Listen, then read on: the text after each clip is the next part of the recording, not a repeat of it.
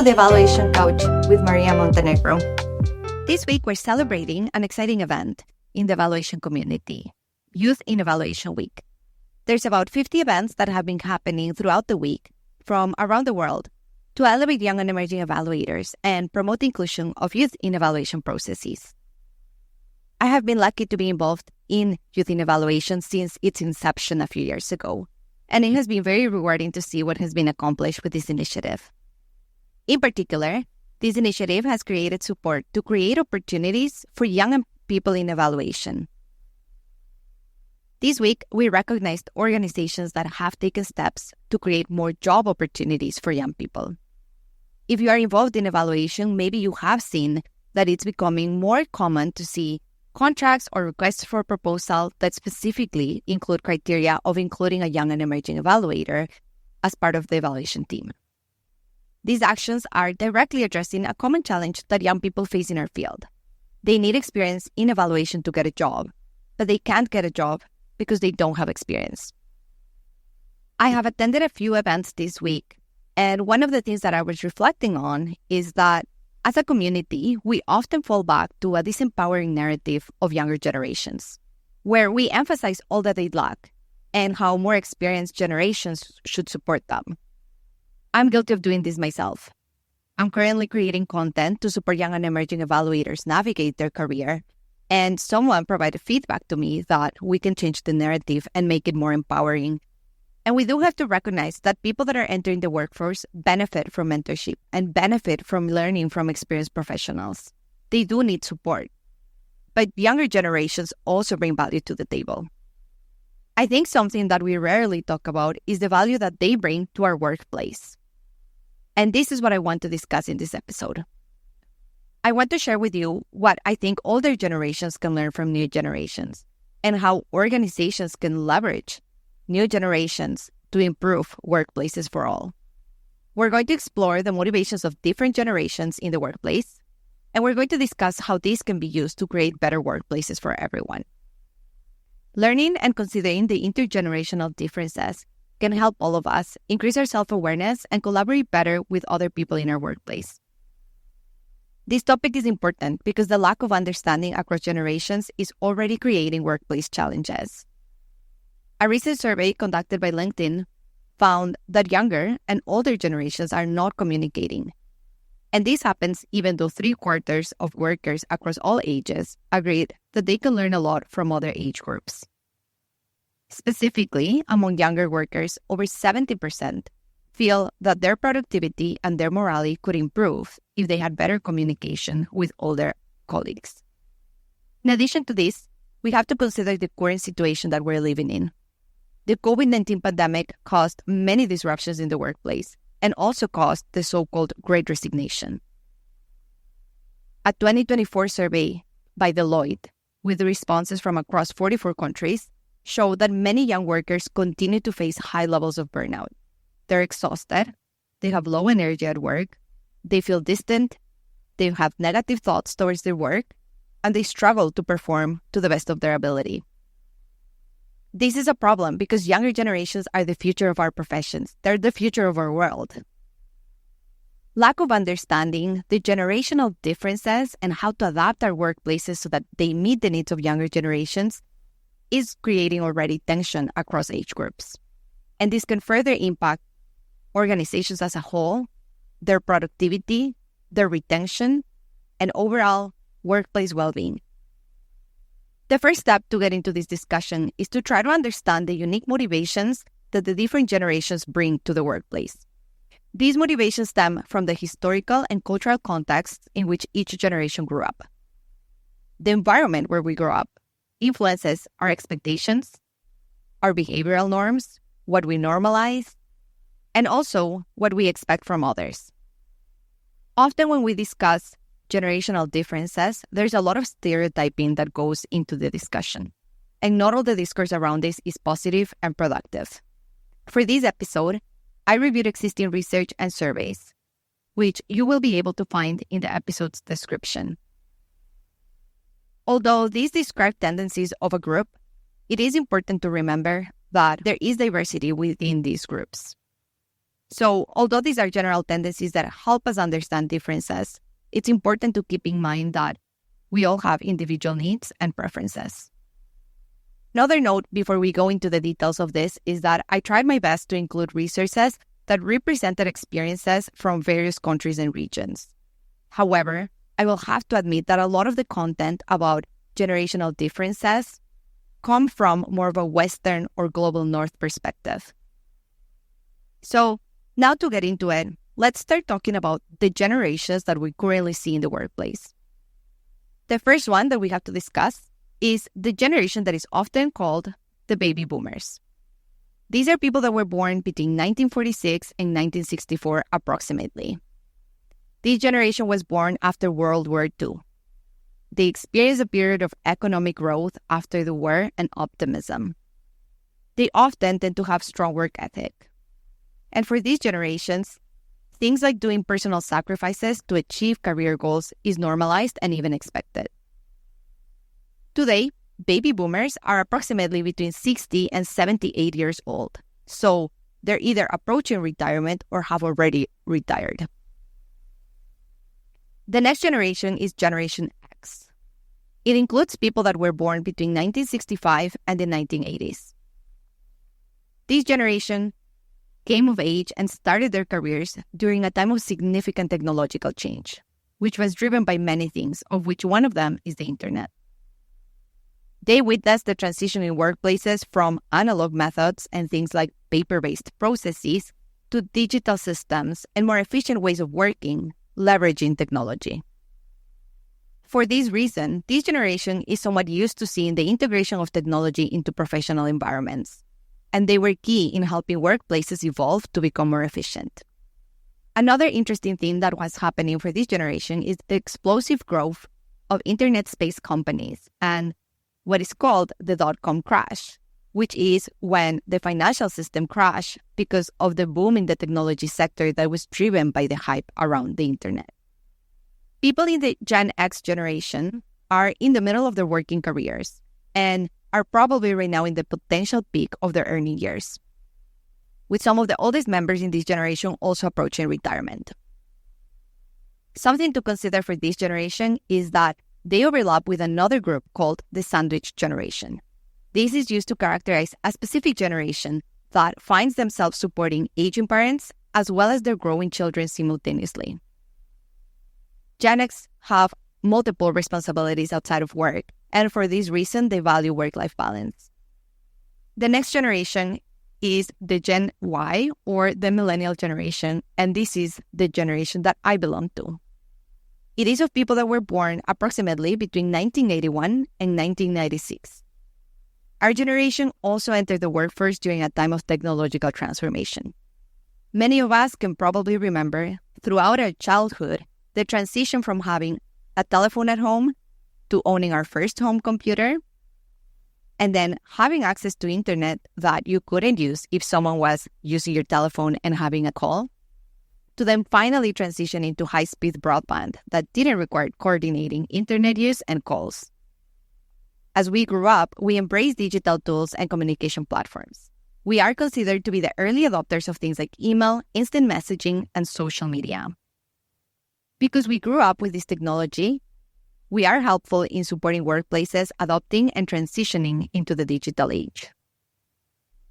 Many millennials also grew up in dual-income households, especially because during their generation, more and more women entered the workforce. Many of us witnessed parents juggling work and family responsibilities, and this has shaped how we see work-life balances and what we want out of our careers. Today, millennials are in their late 20s and up to 46 years old. Although millennials are starting to enter senior and executive level positions, these positions are still largely occupied by baby boomers and Gen Xs.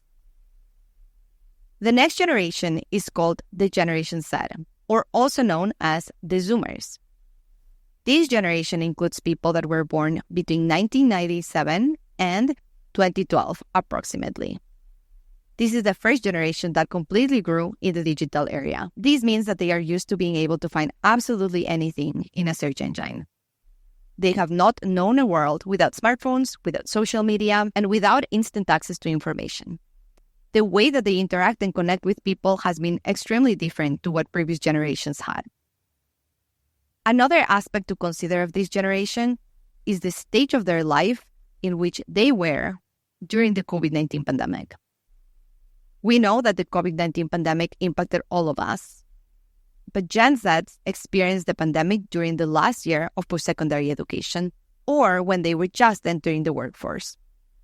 This means that their experiences in university, for example, were extremely different and unfolded during a time of uncertainty and anxiety. For those that were entering the labor market, many faced job losses and lower wages during the pandemic. They have also witnessed massive layoffs in recent years, and these experiences have shaped how they see loyalty towards a company. For those that did have jobs during the COVID-19 pandemic, they started their careers in remote work environments, which is also a first for all our generations. Other aspects that are important to consider when we compare generations and how this translates into our workplaces is that the two younger generations have significantly higher education, but they also have higher debt and lower home ownership because of the increased costs that they're facing.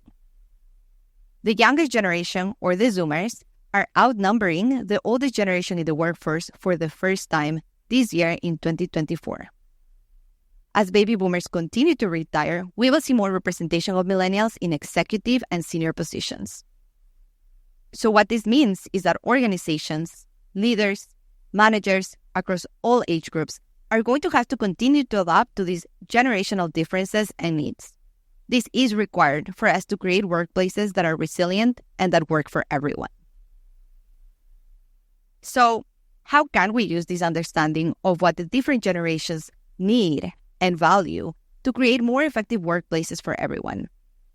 I'm going to provide a few suggestions that are informed by a few sources. The first one is a book by Karl that is called Generation Y: How Boomers Can Lead and Learn from Millennials and Gen Zs, as well as surveys that have been conducted in 2024 by LinkedIn and Delloite with workers from different countries. They also reflect my personal views based on my work experiences. So, here we go. My first suggestion is that we rethink hierarchy systems. Younger generations grew up with internet and readily available information, and information is power. This access to information has led to changes in the perceptions towards hierarchy. Younger people are more and more looking at their predecessors as equals. This doesn't mean that they don't value their experience and their mentorship. But overall, they have a stronger preference for working with people rather than being led, being ordered, or being managed. With this understanding, we can promote adopting flat hierarchical structures where you still see executives making decisions, but we use more inclusive methods for communication and for listening to workers across all seniority levels in organizations. The second suggestion is to rethink compensation. I think it is important to acknowledge that younger generations are experiencing and navigating their careers in completely different economic situations than the previous generations. More than half of Gen Z and Millennials report that they live paycheck to paycheck, and 3 in 10 say that they do not feel financially secure.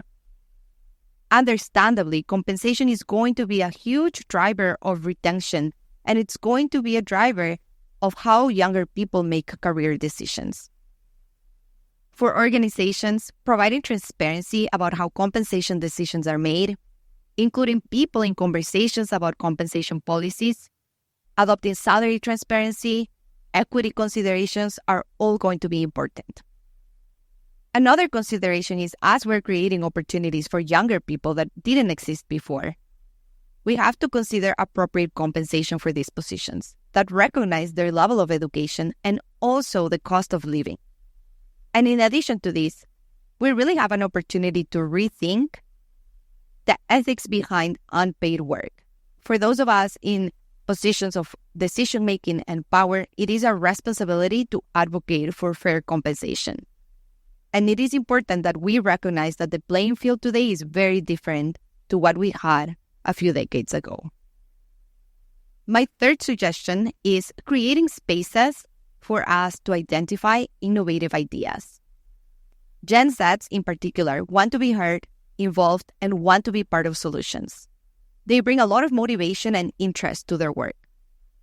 Karl really emphasizes the importance of actively listening across organizations and rethinking the role of senior managers and decision makers, where instead of being the one that has the good ideas, they become people that can spot good ideas. And for this to happen, there has to be many opportunities for people to share ideas and for those ideas to be heard. Now, adopting these practices is not only going to benefit younger generations, it can benefit groups across all ages. The next suggestion also comes from Karl Moore's book, and it is about creating two-way mentorship relationships. Traditionally, we have accepted and recognized the important role that mentorship plays in forming early career professionals. At the same time, we know that younger generations have a different perspective around loyalty to an organization. An important way of retaining younger generations can be showing appreciation and really valuing what they bring to the table. One of the solutions towards this can be reverse mentoring, where younger generations teach skills to older generations. This is also a great way of promoting ongoing learning for all workers.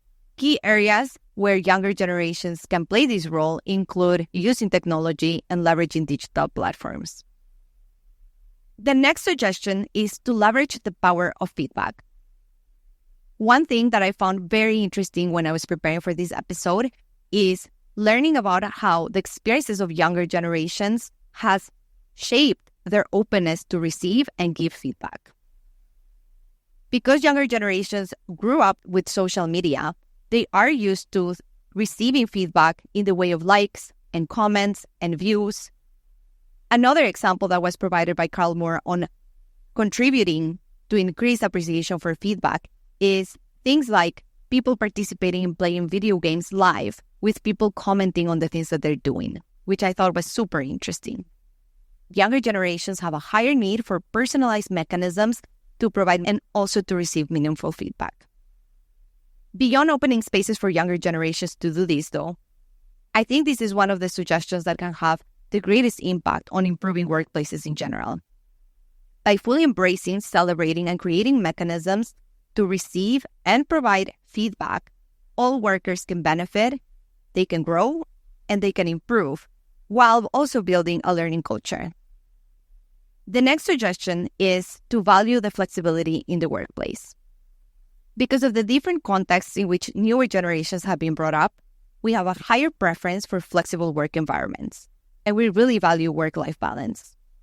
This can be an opportunity for older generations to rethink traditional work structures. Something that I have seen very often is younger generations being categorized as being entitled, lazy, or having unrealistic expectations when it comes to the flexibility in the workplace. I have also come across an interesting perspective from the other side, though.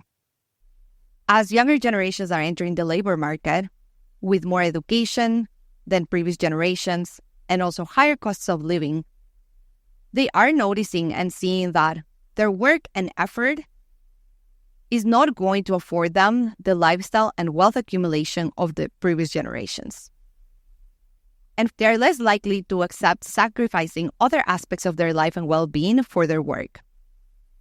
And very linked to this, we also have an opportunity to acknowledge that younger generations are more comfortable with job hopping and moving when the conditions that they're facing do not work for them, and to use this as a motivation to improve workplaces. Another interesting interaction that I have seen is that learning about the perspectives that younger generations bring about their work and loyalty towards a company has actually helped people from older generations challenge beliefs that they have normalized that motivated them to stay in situations that were not healthy for them. And the last suggestion that I would like to offer is that we leverage younger generations' need for purpose. Newer generations are vocal about their need for diverse and inclusive workplaces. They are motivated by social impact. They want to have a difference in this world. They grew up with increased awareness of issues related to equity, diversity, inclusion, and colonization. At the same time, they are seeing and experiencing the effects of climate change. Because of this, they hold companies at higher standards than any generation in the past. For example, the Delloite survey found that over half of Gen Zs and Millennials say that they research environmental impact and policies before they accept the job offer in a company. And 1 in 6 have changed jobs or sectors because of climate change concerns. Leveraging this passion and interest can be an opportunity for organizations to strengthen their mission and the impact that they have on this world. And this is not only good for retention, but it's also good for business, because at the end of the day, these generations are also representing their customers. And this is one of the reasons why initiatives like Youth in Evaluation exist, because it has been recognized that young people are going to be the drivers of achievement of sustainable development goals. And we need to create spaces for them to play this role. Our workplaces are going to continue to change and evolve. To create fully inclusive workplaces, we need to understand where people are coming from, their needs, and we need to create spaces for them to share their opinions. We need to encourage leaders to actively listen. We need to rethink some of the practices that we have had in the past. And through this whole process, we also need to consider what is the cost and the risk of not adapting. If you are a person who is in the early stages of your career, try to consider the other side of the story. Try to consider the perspectives of other people that you work with that are not in your age group. Make sure that you're connecting and hearing from other perspectives. Don't only leverage the experience and expertise of older colleagues. Also use opportunities to connect with them and learn from them about their needs and their experiences in the workplace. These will be beneficial for you as you move through your career, because it will increase your empathy and your ability to work with others. As someone that is part of the Millennial group, I really think that younger generations are going to shape workplaces in a way that changes practices that need to be changed. But this process needs understanding and open communication, and it also needs willingness from both sides. I hope that this episode motivates you to start having more conversations with people that don't have the same experiences as you and starting to create that awareness.